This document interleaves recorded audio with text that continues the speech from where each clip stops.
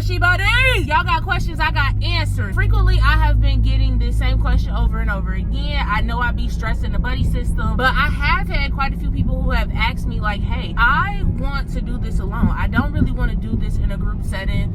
I don't know who to call for this. And I would rather just go on my own journey by myself. What do you recommend? Although it's like, I know that people are like, I just want to know how to do this the right way. That's where I'm going to pause you, because although there is a wrong way to do it, I would love for us to adapt the verbiage of safety. I would like to do this. I'm new to it. I'm curious about it. I want to do it my own way, but how do I do that safely? With that being something that you can apply to every other aspect of your life whenever it comes to something new that you want to explore, erring on the side of safety is my recommendation all the time. So I am going to give y'all my top 5 tips for people who want to solo adventure and explore. So let's just get right into it. Number 1, always remember that proper preparation prevents piss poor performance. I don't know if y'all never heard that before, but being prepared. So what type of research have you done? What do you know? What things have you heard? What resources have you tapped into to just be informed? If you haven't done it, I would just very heavily recommend that you start doing it, okay? Look up some documentaries. Even if you're just going on YouTube or, you know, reaching out to your friend circle like, hey, what do you know about this?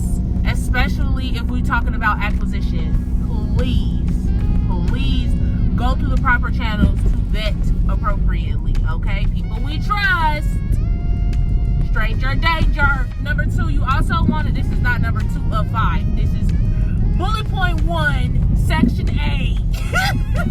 We want to set the tone and the space, right? So where are you going to do this in? Are you going to be at home? Most people do plan to be at home. It is very crucial to set your space. Now, one thing that I recommend is that when it comes to setting your space, you want to think about your senses. It could be something like, oh, I want to have LED lights, or oh, I want to have things that are sensory rooted. So like something that will stimulate your sense of touch, whether that be a plush blanket, whether that be colorful posters, whether that be things that just cater to your senses. It could be something like lighting, airflow. Always make sure that your space is decluttered. Clean up. I cannot stress that enough. Clean up. Because when your space is cluttered, your mind is also cluttered, and that can impact your experience just because everything around you is a mess. So if your mind is also a mess, there's a high chance of there being like distractions, there being tangents, there being like an irritation, because you just like you're so cluttered. Like everything around you is cluttered.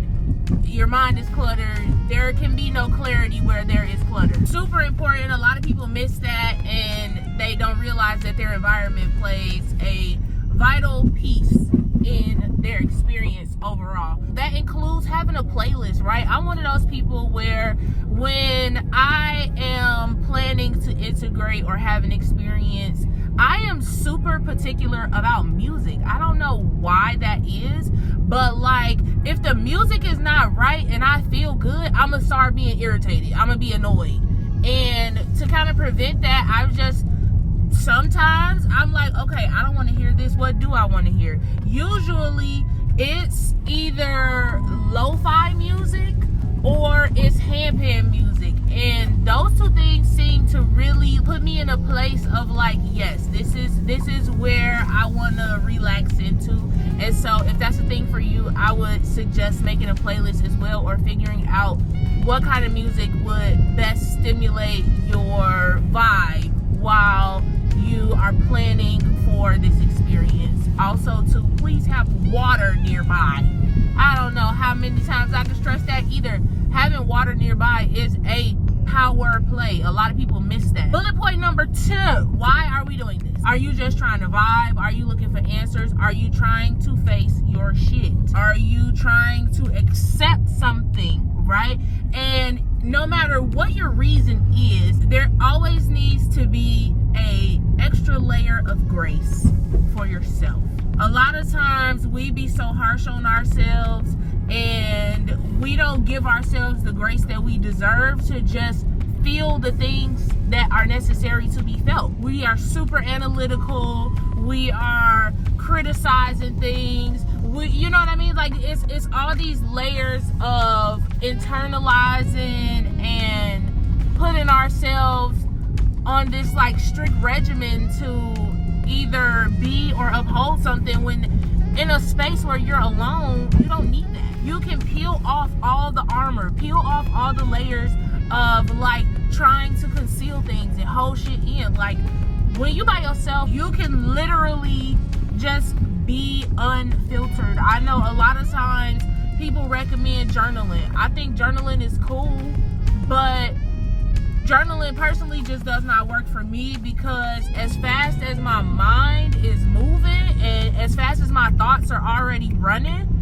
when I am providing myself the space to have an experience or to just be in my own vibe, my thoughts are running way faster than I would ever be able to write them down. And so for me, my go-to is typically video diaries. I like to document in the moment. I give y'all a lot of footage. I give y'all a lot of behind the scenes and insights into intimate moments as it pertains to this, and I've only been able to do that because I just thought, you know what, let me turn the camera on and talk out what I feel, or let me make a quick video, whether I feel good, whether I feel bad, whether I just need to get some things off of my chest, however I'm feeling.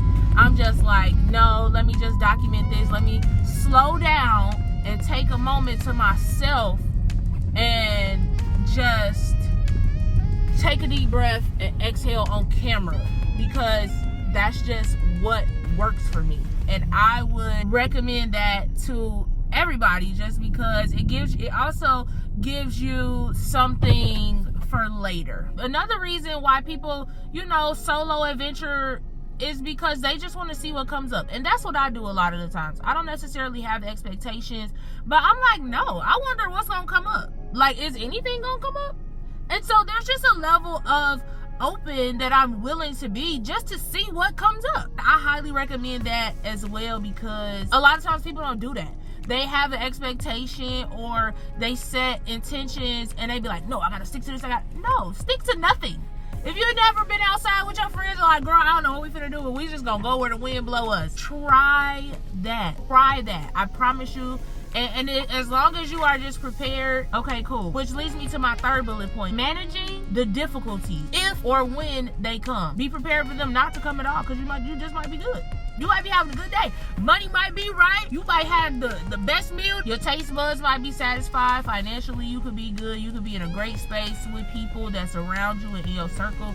And so those difficulties, they just may not be a part of your story for that day. Should there be difficulties, changing environments and upping your distractions, those are usually the recommendations that I've heard people give. And contrary to popular belief, I'm gonna disagree with that. If you are having a difficult time, my recommendations are to sit in it, to feel it, to acknowledge it, and to get it out. Then revert to changing the environment. A lot of times when people be like, no, just change your environment, turn on a movie, call somebody, those are distractions. And although I've had those tough moments where I did all of those recommended things, those things did not work for me. What worked was sitting in how I felt, allowing myself to feel it, so that if I ever felt it again, my first reaction would not be to run from it. It would be to address it head on and to really try to pick apart why I felt that way. If something triggered me to feel that, or something reminded me of something that made me feel bad, I need to address that, because nobody knows that they're triggered until they are triggered. And then when you can acknowledge what triggers you, you can do two things. You can work on that trigger, and more importantly, you're able to acknowledge all the other things that may happen as a result of that trigger. But if you run from it, you'll never experience the level of growth that's necessary for that trigger to not bother you anymore. I know y'all ain't signed up for a therapy session, but here we are. Here we are. Also too, reminders and positive self-talk. People recommend like just to remind yourself that it's temporary and that it's just the shrooms. No, it's not temporary, and no, it's not just the shrooms. A lot of times what people fail to realize is that what's coming up is typically what's been suppressed. It's only temporary, it's just the shrooms. It's only temporary, it's just the shrooms. Shrooms intensifies what's already there. It's not gonna make you think of shit that you wasn't already thinking about beforehand. It's almost like alcohol. A drunk heart is a sober thought. I mean, to some extent, your experience with mushrooms can very much so mirror that. Also, too, that negatively could put a person on this like cycle. It can increase your anxiety just because it's like, oh my God, how long before this wear off? I hate this feeling. I don't want to feel like this. All because they're just not addressing how they feel. Stop telling people to blame it on the mushrooms and tell them to look deeper within themselves. What makes you feel that way? Have a moment of accountability with yourself. But some phrases that I do like to revert to are things like, I'm safe, I'm at home, I do feel this way, it's okay for me to feel this way. Why do I feel this way? This made me think of this, and this made me think of that, and that hurt my feelings, and that made me upset. And so now I feel like this because ABC, XYZ. One thing that I like to do is have conversations with myself in the mirror. I will never forget this one time I was packing and I just felt really good. Like I had a movie on and I was watching this movie while I was packing, but I just was like, no, I don't want to watch this movie no more. Like, I feel too good to be sitting still while I'm packing. Like, no, I'm finna turn on some music. And I turned on some music and it was Meg Thee Stallion. Anybody that know me know I love Meg Thee Stallion. I turned on some music and I just started having a conversation with myself in the mirror. And I was like, you look fuck good. We finna go out of town. We finna put all these cute outfits. Like, I was having this whole spiel with myself in the mirror. But I felt really good. I was listening to music that made me feel good. I was getting ready to do something that is going to boost my mental health, which is going out of town. That mirror conversation just completely changed the trajectory of my experience. I loved it. Affirming yourself is also another thing during a tough moment where it's like, focus on your strengths, right? Although that can kind of be a distraction too while you're trying to sit in it. It's like, no. Sometimes you need that positive bit from yourself. Gas yourself up. If nobody else gas you up, it shouldn't even matter because you should be doing it. I like doing that just because it helps me take advantage of the fact that I don't gotta have a filter. If I'm by myself and I'm affirming myself, I don't gotta worry about what somebody else might think about me doing that. And even if I'm angry or if I'm just saying the shit that I really want to fucking say, if I'm giving myself the space to be angry or upset or just completely ruthless and unfiltered and unhinged, it's a safe space for me to do that, and I support it. Also, too, with just getting stuff out, I feel like it helped me with accepting things, and it helps me communicating it better later. Let's say that something triggers a memory, and it's a negative memory, and in the personal space that I provided for myself, I'm just like taking a moment to like, you know how you be in the shower, and it's like you replaying scenarios in your head, and it's like, if this was to happen again, what would I say? And it's like, because I gave myself the space to be upset while I might have, because I was suppressing that, I finally gave myself the space to call you a raggedy, dusty, mangy bitch who is inconsiderate of people's time and feelings and all these other things that I may have wanted to say to you beforehand. I gave myself the space to cuss you out without you being around. And the next time that I see you, I'm able to just be a lot more put together and say something like, you hurt my feelings and you disregarded me 3 times and it triggered me and I'm good on you. Respectfully. As opposed to being like, you a raggedy bitch and I don't wish you well. Get the fuck out of my face. Right? Like, when you take the time to manage all the difficulties and all the shit that may come up, don't run from it. Sit in it, feel it. Whatever you need to get it out, and go from there. Highly recommend, because chef's kiss later. Number 4, you should have your in case of emergency contacts and protocol. If you're gonna do it by yourself, just let somebody know. They don't necessarily have to check in. If they choose to check in with you, that would be a good idea. Like, hey, not bothering you, thumbs up, thumbs down, we okay? You need anything? Okay, babe, I'm still on standby. If you need me, call me. If you know what I'm saying, if you need to talk. Okay, cool. And then how do you intend to regulate in the event that you are overstimulated? My regulation tips for people who don't want to be bothered with nobody else is, one, cold water. Go to the bathroom, go get in a cold shower, run your hands, wash your hands under cold water and a lot of soap. It is a sensory stimulation. It is also very soothing. It's very calming as well. Having a good movie, preparing to be in the space to go for a walk if necessary, because for me that helps. Sometimes people don't want to go outside and go for a walk, so some people pace. Pacing is cool. I've done that before,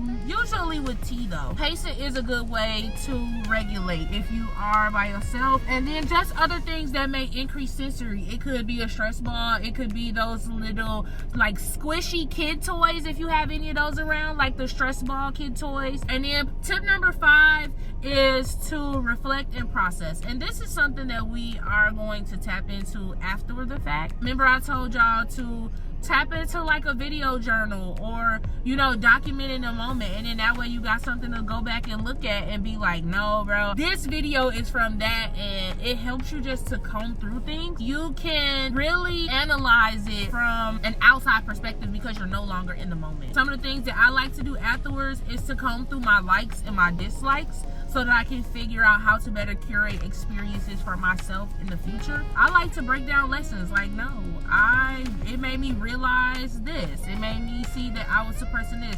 It showed me that I need to work on 1, 2, 3, ABC. Also, to consider the overall experience versus specific moments. If you have likes and dislikes, that's good. But then zoom out some. Like, was this whole experience trash, or was these few moments just not desirable? Did I just not like them? And if I didn't like them, why didn't I like them? Break that down, because that will help you understand. Define for yourself what makes a trip or an experience good or bad, because then that allows you to have a filter on your own understanding of when you hear other people talk about their experiences.